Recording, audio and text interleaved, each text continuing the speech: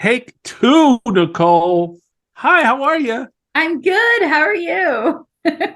You know what? I feel like this is deja vu all over again. Didn't we just do this like 45 seconds ago? Even less, maybe. Yes. Yeah, that's true. It's always a pleasure to see you. Perfection takes Um, practice. it does, doesn't it? It You does. know, you don't wake up every morning and look this beautiful. We got to work on it, right? A lot, actually. Speak for yourself. No, thank you for waking me up last night. It was 9 o'clock and I got a text from you and I was fully asleep. It was and I will tell the folks what I was doing. I was reviewing our podcast and it put me to sleep. Don't tell him that. That's terrible. So I texted you. It was 9 o'clock, but late, but not that late by real estate standards. Come on. And I felt, I felt so bad. I felt so bad. You know, and I threw that out there that I was asleep, I think, to make you feel bad. Like, how dare you text me at 9 o'clock at night? You don't know. Oh my gosh. What am I doing? What am I doing? I need boundaries. No, I texted you and then you immediately jumped on an email and sleptwalked your email, I think, because you sent an email to part of the team with answers to the scavenger hunt that we are planning for the team event in a few weeks. Yes. And I absolutely do not understand how scavenger hunts work. And I thought that sharing all the locations and information was the right thing to do. And yeah, now in hindsight, I can see I was being foolish. Yeah, because the whole point is to find the next location with the clue. He's like, let me send you this map of all the locations. Yeah, in my defense, it was like, you know, I figured this group, it wasn't the entire group, but the small group that I was sharing with, I was like, oh, well, these folks need to know everything that's going on. And I was like, well, let me just send it to one person who you know, is kind of the information hub and spreads out the information.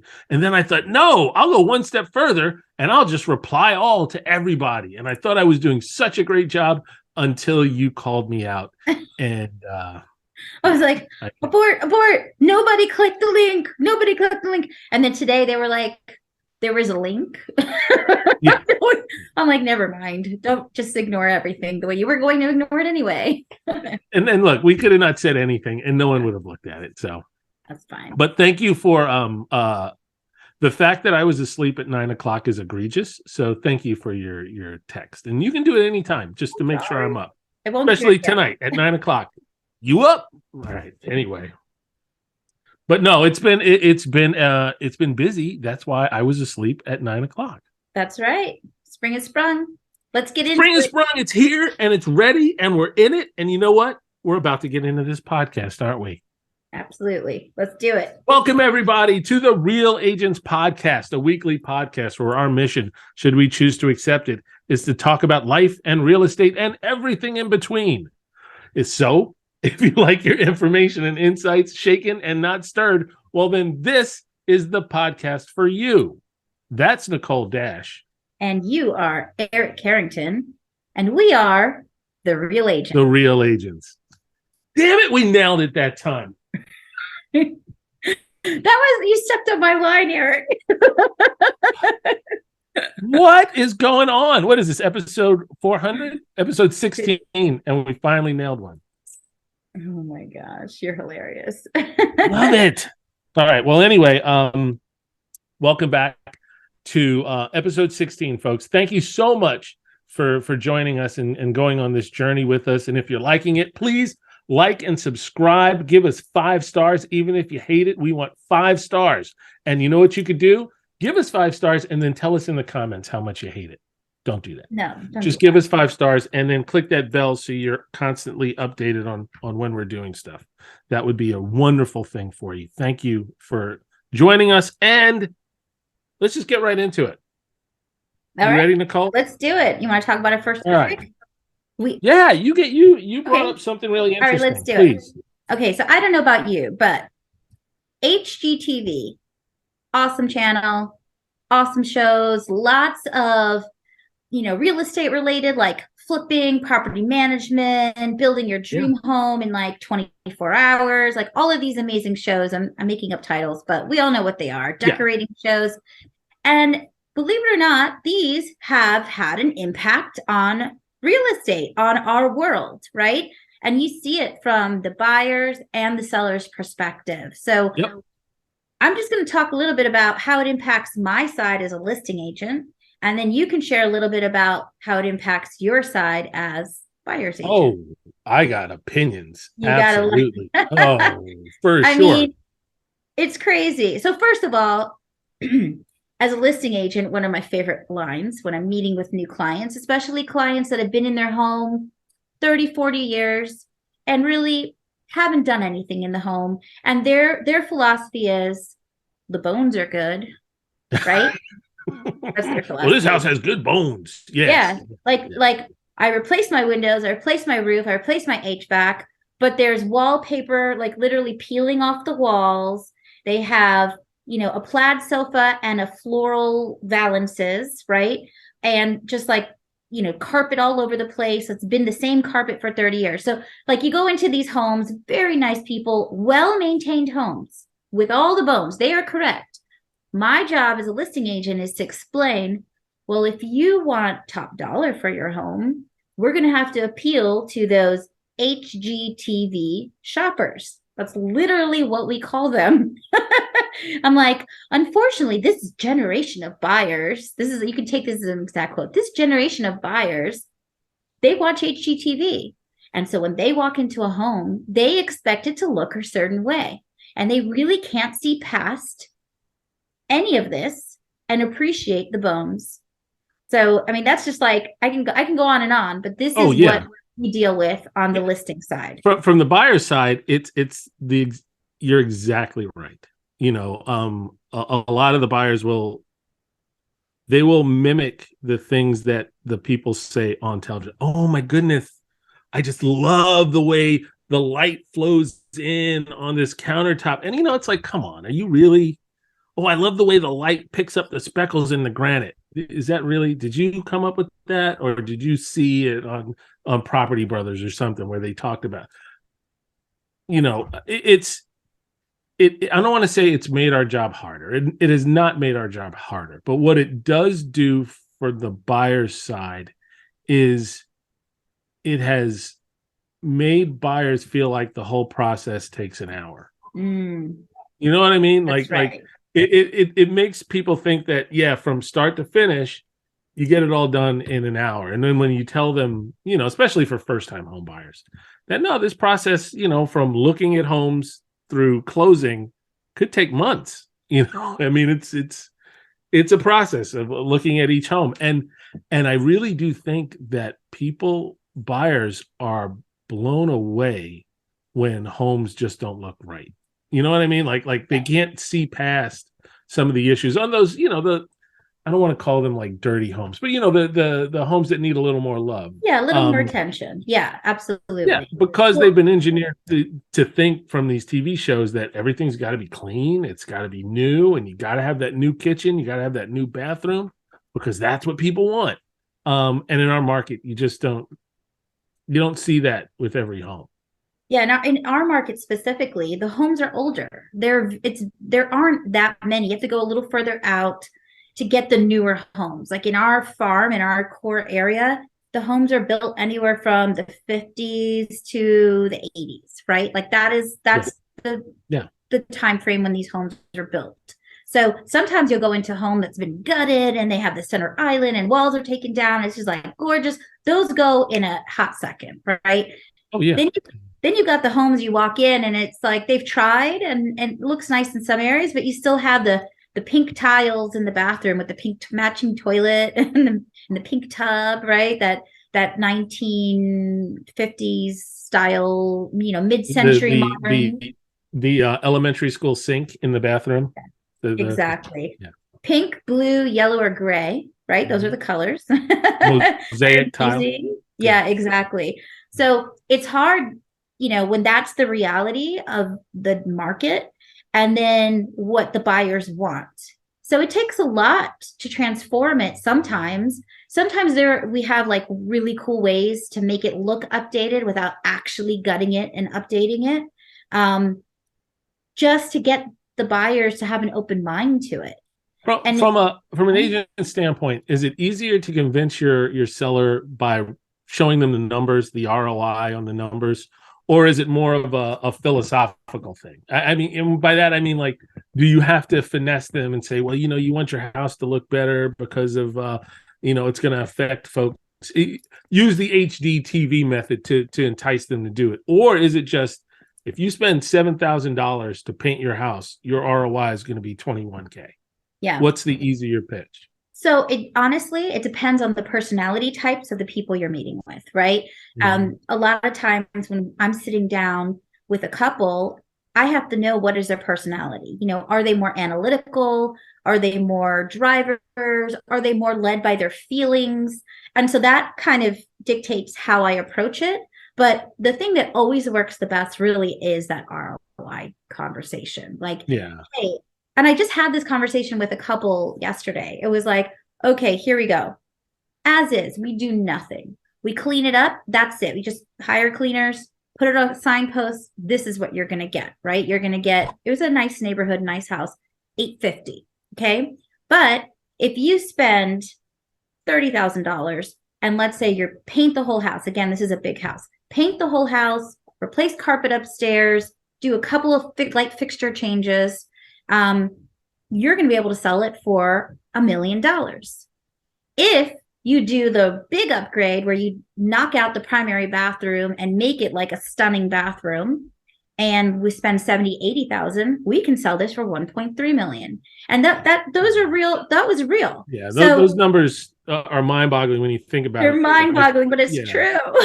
Yeah, you think about what investment could you make for $80,000 that is going to make you $400,000 in 2 months. Yeah. There really isn't. Nothing, but they were not interested in the 1.3 million, even though it would make them that much. They didn't want to spend that. And I totally understand. They were in the middle. They ended up in the middle. We had like, the husband was like, absolutely not nothing. And she wanted everything. So they landed in the middle.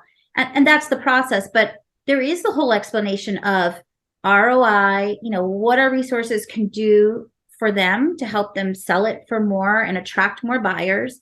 But also it's, let's pick the colors and the finishes that maybe aren't the most expensive, but attract that HGtv target. Yeah.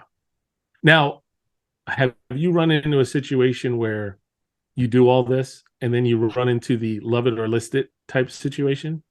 Not to name another television show where you go through the pitch, you do the work, and then the folks say, I don't want to sell now. It's too awesome. I want to keep it.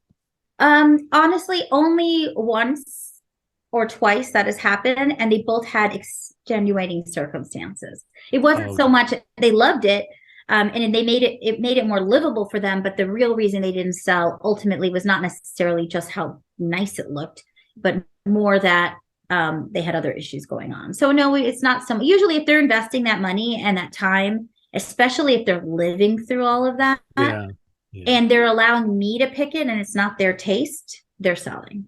Yeah, they're ready to just move on at that point. Yeah, I get it. Exactly. What I see with a lot of the folks that are big time HGtv watchers on the buyer side, you go into a flip. This usually happens with the flips, and they become, who's the guy from This Old House? And they're just walking around criticizing everything. And a lot of times it's, it's rightfully so. You've got those flips that are really done well, and you can see that there's a whoever their subs were, they did a really thorough job, and the fit and finish on everything is great. And sometimes those flips are just trash. Mm-hmm. And I love that these, the buyers are home inspectors at that point, and they're just going around picking it apart. And oh my God, can you believe they didn't mud this wall correctly? And I'm like, okay, go get it. All right, I see you know what you're doing. Yeah. Let's go watch some HGtv afterwards, and we'll criticize that stuff too. I appreciate those shows actually, because it does educate your buyers. I think a lot of the buyers are coming into it with a knowledge of the way things should be, and sometimes aren't as surprised by work that isn't done that good, because they've been trained by watching these shows on the way things should turn out when you have a project. So I like it. I think it's fun, and it's always good conversations, and you feel like you have a more knowledgeable buyer in instances like that. And I welcome it. It's awesome. Now, I don't like it though when a show takes advantage of agents like myself. I've got a story. Yeah. Oh, right. Okay. Ready? All right. You go ahead. Tell it. Share it. I'm going to share. I'm going to spill the tea on a show here. I don't know if it's on anymore. I think it was called My Lottery Dream Home. Do you remember this show? No, I don't. As much as I talk about it, I really am not that big an HGtv watcher. Only in like the offices in the waiting room. Yeah. So this was 2018. I met this young couple, and they reached out and said they were looking to move out of their condo and find their first purchase as a married couple. They had a little baby, and we went the first day out. We're looking at townhouses around Alexandria and Springfield and Burke, and we just weren't finding anything. And we went to have like a kind of a decompression session at like a Starbucks. I'm pretty sure it was Starbucks or Panera Bread. And I just remember because the little baby Ori was sitting on my lap the whole time, and she was amazing, beautiful little girl. Anyway, I just asked them what their, what was important to them, and what was their motivation. And the husband told me the craziest story. It was sad and sweet at the same time. I guess his mother had cancer, and on her deathbed, she expressed how sad she was that she wasn't leaving them something. She wasn't leaving them something and helping them more. And she felt like she hadn't really prepared them for this next stage of their life. And he said it was a really touching moment. And he let her know that, just being around her from at this time of her life was what was important. And that meant everything. And he said that night on the way home, he stopped to get gas, and he picked up a $10 scratch off card, was scratching it off while he was pumping gas, and won $1 million. Yeah. Get out. Yeah. That's amazing. Won $1 million. His mom had literally just died. It was his mom's gift to him. Yes. I believe that. I do too. Absolutely. 1000%. How does that happen? Okay. So fast forward like a week later, we're going out. We find a townhouse, a sweet end unit flip. It's in Alexandria. I can't think of the correct name of the neighborhood, but it's pretty close to Fort Belvoir, Kingstown, kind of in between the two. Really cool area. Nice townhomes, back to woods, trail system. Awesome. Had everything they wanted. And at the time, these townhouses were about $400,000. So it was more than enough. They didn't want to pay cash, but they had a nice little deal, and they moved in. We went on it, moved in, and about 2 months later, I go by to see the little girl bring a little gift, and they tell me that they're going to be on My Dream Lottery Home, the TV show. That they reached out, and the producers said, "Yeah, we want you to tell your story." And I said, "That is so awesome. I'll go buy a suit, and I'm sure they're going to want me to be on the show." Yeah, you're the realtor. Right? You found the dream home.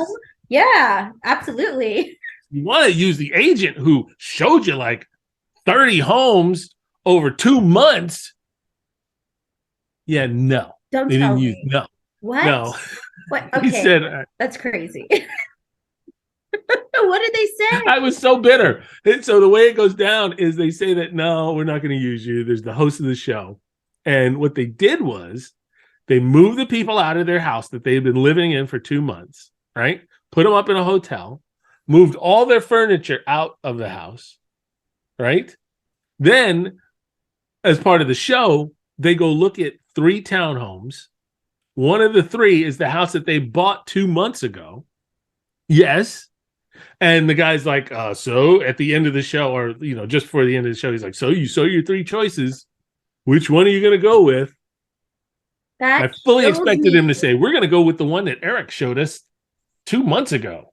But no, they picked the house they bought, and then they move all their furniture back in, and then they do let's check in a month later to see how they're doing. Yeah, it was all fugazi. That's fake. That's not real. That's crazy. I did not know that was how, you hear stories of like those reality shows not being real, but that is just a little insane. Like they couldn't tell the story without moving them out and doing the mock-up thing. I feel like it's still impressive without doing that. I know, but I guess that's just, they followed the format of the show. Yeah. And I don't know if they did that with everyone. I imagine they did, because that's just the easy way to do it. Because you never know. You don't want to, you might lose on it. Especially here. So then were they real listings that they were visiting, like the other houses, and like they were getting filmed, and then they were like, which one? Well, I don't like this one. I don't like this one. That's crazy. That's exactly how they did it. Yes. Now I'm going to assume that the other homes were real listings. I think they were. And they may have been on the market. I know I was just too bitter at the time that I watched the show. But what was really weird was the way they talk about all the things they like, all the things they don't like. And it was the same conversations that I had with them, 2 months earlier. And look, the bottom line is it was a great story. It was a fantastic story. And they're a beautiful couple. And they were perfect for television. And the last thing they needed was some grizzly old dude showing them around. Bottom line, the host did a wonderful job. Listen, HGtv, I don't know about this. HGtv. Beautiful couple. Lies. That's what I heard in your story, Eric. I don't know. I was so bitter. I was like, how come I'm not? What? You could have done it. You could put me on the show. You would have killed. You would have killed. It would have been great. But that's okay. It's fine. We'll get the next one. Do you think when you're going through, let me ask you this, when you're going through with people and they're looking at these homes and they're thinking about all these silly shows, because now they're silly in my mind after your experience, silly fake shows, are they like even caring about what's important? Like the roof or the windows or the HVAC or the phones? Are they caring about that or what? Because it's you can tell the HGtv watchers immediately. They're the ones that are, not concerned at all about the really big stuff. Mm-hmm. No, they're more concerned about the paint. They're more concerned about, the cabinets and then now that's big stuff. I shouldn't say the really big stuff. Like for us, when we go look at a house, I'm of that mind frame of I want to find things that are a $5,000 issue, like right away. Like I'm looking at the roof as I'm walking in, I'm looking at the appliances, I'm looking at the furnace and AC and the trying to see if I can tell what kind of plumbing is going on, issues that could cost them tons of money down the line. And because we already know what the bedroom situation is, we know what the bathroom situation as far as numbers go. But the HGtv folks are, they're following that whole script of the Property Brothers show and putting their furniture in the room and talking about where they're going to put the TV and how they're, and that's all good too. And I don't want to say that in a negative light, because you should do that. But a lot of buyers they'll be thinking it's not so much, is it the right house? Is it the right house for them, for people who aren't in the HGtv? You know what I mean? Yeah. Does that make sense? Oh, absolutely. Yeah. I know on our side, like if I'm going through a house with a couple that we're getting ready to prepare for the market, and they'll be like, well, where do I spend the money? Do I replace my deck and put a patio, or replace all the windows? Or do I paint and change the light fixtures and the carpets or refinish the hardwoods. I'm like all day, every day inside, even though those are cheaper projects. Like if I'm a homeowner, I'd rather have all my windows brand new and have to paint when I move in, because that costs a lot less. Oh, yes. But in terms of, right? But in terms of what I know helps you sell and get the most money, the answer is counterintuitive. So, and that's a hard thing for some sellers to wrap their mind around, especially if they haven't sold anything or bought anything in 30 plus years. Yeah. And that's one of the things when I'm walking around with buyers too. It's one of those situations, like you were saying, I'll see that the house is painted all nice and clean, but every single window has a busted seal in it. And then you go down and the hot water heater is 30 years old. And the furnace was installed in 1992. And it's like, yeah, guys, what they did here was they watched HGtv as well. The sellers, that is, right, watch HGtv and listen to everybody say, well, you got to do the kitchen, you got to do the bathroom, right? And those are the only two things that are done. And you got to paint. But these big ticket items, the $12,000 HVAC system that you're going to have to put in, the $1,300 for the hot water heater, and $500 a window, that's just going to cost you a lot of money. It has a great kitchen, but these are all items that you're going to have to probably address while you're living in this home. So yeah, but it's really hard though, because we know that that's what works. So as listing agents, or if you're helping give advice to your clients on return on investment, those are the facts, right? Like the spending the money on replacing the roof does not yield you an ROI the way paint does. No, it doesn't.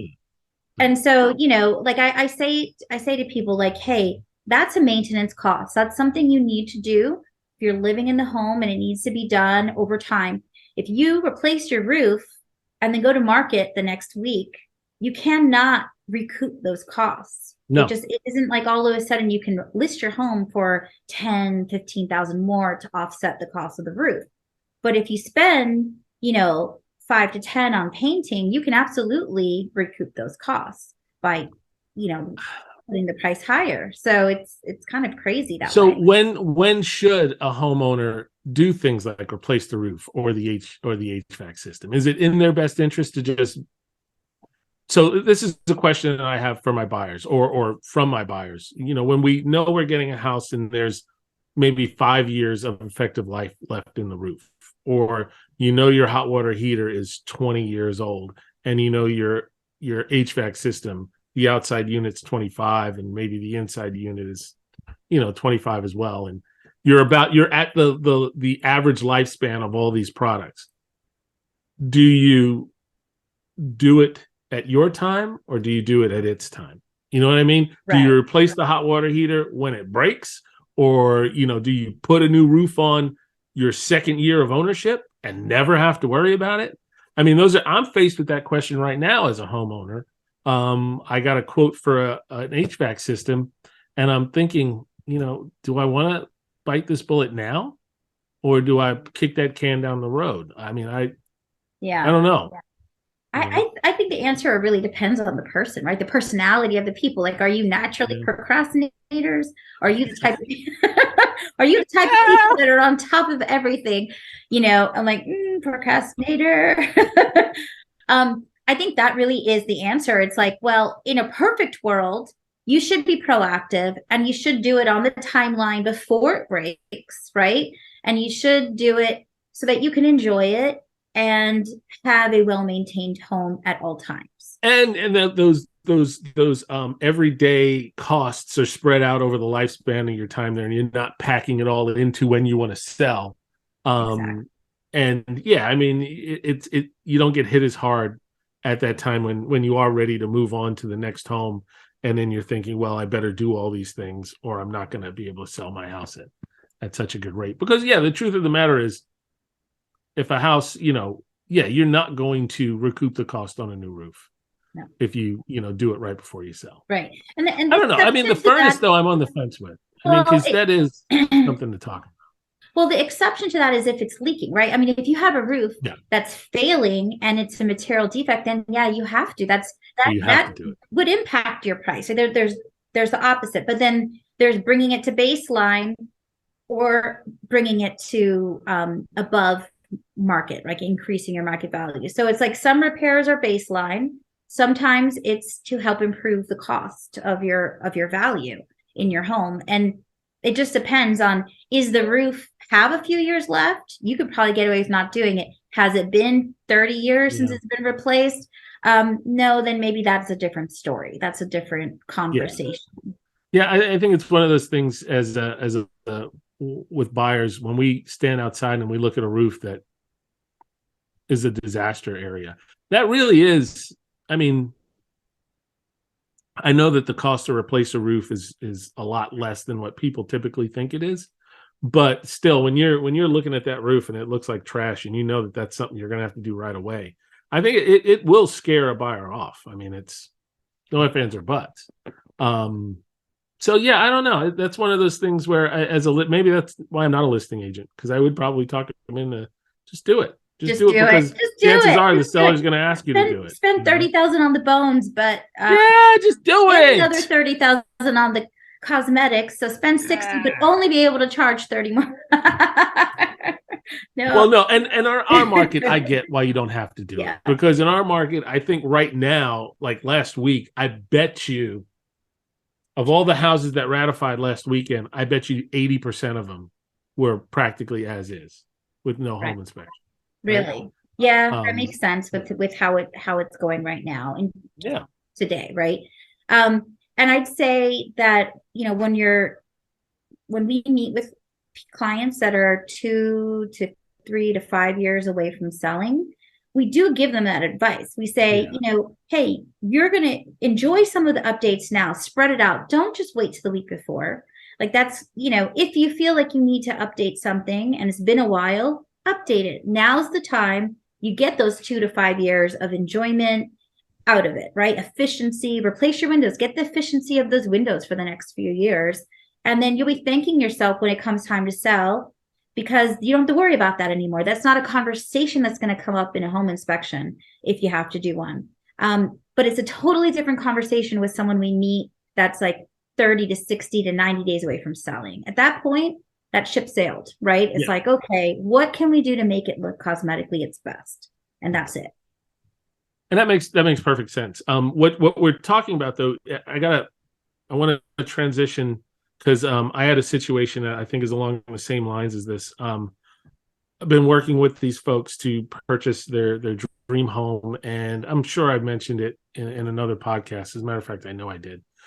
We're running into situations where we got a big subsidy, and I think that the sellers weren't too thrilled with the amount of subsidy that we were able to negotiate at the start. And subsequently, as items came up through the home inspection, well and septic, they were like, well, we're not going to pay for it unless you reduce the subsidy. So we had that whole deal. Now, this was a VA. Oh. And so the VA did the appraisal, and actually house appraised pretty well. We were a little surprised by how well it appraised. Thankfully so. But the VA had that there was a condition. There were 2 windows that had a busted seal. There was a busted moisture barrier, vapor barrier, and there was moisture between the panes. And this is the first time I ever seen that from the VA. They came back and said that these 2 windows needed to be replaced.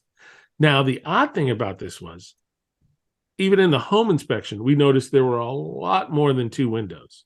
It wasn't just 2, but they only called out 2 windows. So we thought that was odd, first of all. And then secondly, we knew that if we went to these folks and asked them to replace the windows, they were going to say no. And we were it's just going to be more of a money suck on our end. So we petitioned the VA to remove that by just stating that, it was, it would make it difficult to continue with the sale if we had to go back to the sellers and ask them to do this repair. And that we really didn't, knowing that this is only an aesthetic issue and not a true health and safety issue, that we didn't feel like it was going to be detrimental to the folks living there. And they removed it. Really? It worked. Yeah. It worked. It doesn't always work, those appeals. And that, as far as I know, and aren't you just like, I mean, I get it. Like at this point, you knew what you'd be facing, but I've definitely on my end gone through where, home inspection was waived, right? And, we had the upper hand, it felt like, on all the whole negotiations. The VA did their appraisal and they said, oh, peeling paint all over the side of this, wood rot around these two windows on the garage, right? The detached garage, and just some other things. It was a whole list. And my clients are like, are you kidding me? Like what, we picked them out of whatever, and did you try an appeal on that? And it didn't work?